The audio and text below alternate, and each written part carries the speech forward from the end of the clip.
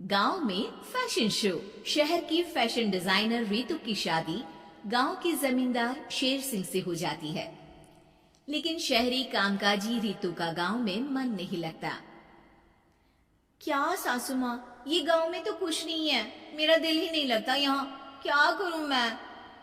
अरे बेटा, जहाँ पति का कारोबार बीवी तो वही अच्छी लगती है ना। अब हम लोग इतने पैसे वाले हैं कि गांव में मेरे बेटे लायक लड़की ही नहीं मिली। अरे माँ, मैं तो ये बोल रही हूँ कि क्या करूं जिससे मेरा थोड़ा दिल लगे। अरे बेटा, मैं भी शहर की थी, यहाँ आकर मैंने गांव में स्कूल खोल लिया। बच्चों को पढ़ाती थी तो मन लग जाता था। तू भी कुछ देख ले जिससे गांव की बहू बेटियों का भला हो जाए और तेरे जमींदार ससुर जी का नाम भी हो जाए।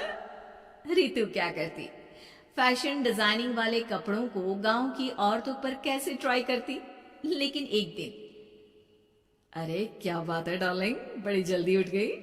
और ये हाथ में फेविकॉल और कागज, कहाँ जा रही हो?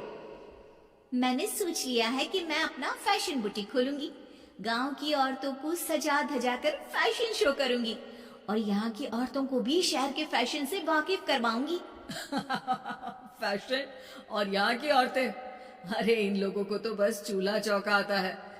खाली समय में एक दूसरे के सर से जुएं निकालती हैं या फिर अचार पापड़ बनाती है। इन लोगों के बस की नहीं है फैशन को समझना।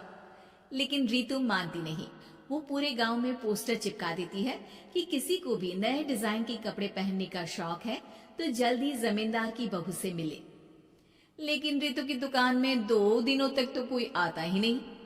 पर एक दिन, अरे कमला, क्या हुआ, क्या देख रही हो? ये पुतला देख रहा है दीदी। क्या दिख रहा है इसमें ऐसा? अब देखो तो दीदी, ये पुतला मेरे जैसा ही है ना, पतला दुबला लंबा, बस मैं काली और ये गोरा। तू ये बता, इस पुतले के कपड़े तुझे कैसे लग रहे हैं? अरे कपड़े तो बहुत ही सुंदर है दीदी, लेकिन तू ना बस कल इसी समय आ जाना और अपने जैसी 2-3 और को भी ले आना। अगले दिन कमला 2 लड़कियों को लेकर आ जाती है। रितु उन लोगों को अपने हाथ के सिले कपड़े पहनाती है और घर भेज देती है। उन लोगों को गांव की दूसरी औरतें भी देखती हैं। और फिर क्या, अगले दिन रितु जब दुकान खोलती है तो सामने बहुत सी औरतें उसके बनाए डिजाइनर कपड़े पहनने को तैयार खड़ी होती हैं। तुम लोगों को कपड़े के साथ ही हल्के मेकअप और स्किन केयर की भी क्लास देनी पड़ेगी।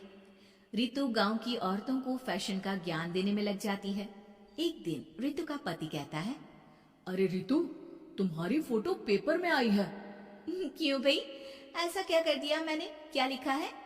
अरे लिखा है गांव में होगा अब फैशन वीक। अरे हाँ, कल ना कोई फोन आया था मीडिया वालों का, तो मैंने भी बोल दिया कि फैशन शो तो अब गांव में होगा। लग रहा है उसी की खबर बना दी है। तभी रितु को एक फोन आता है। हेलो, कौन बोल रहा है?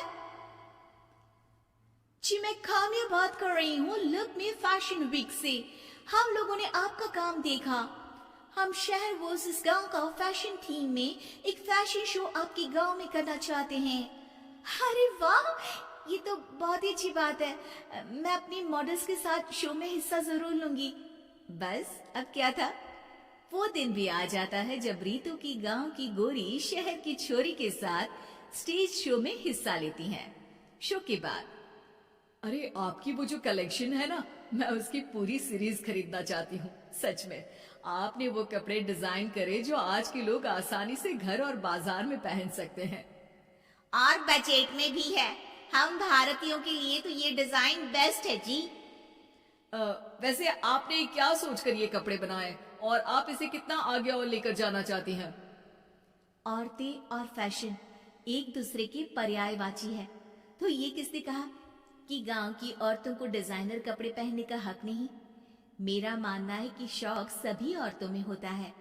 जरूरत है तो बस उसे जगाने की, उनके हिसाब और बजट के कपड़ों की जो मैंने बनाए और सबको पसंद भी आए। अब रितु का गांव हर जगह प्रसिद्ध है। ना सिर्फ रितु के लिए बल्कि वहाँ की औरतों की फैशन के लिए भी।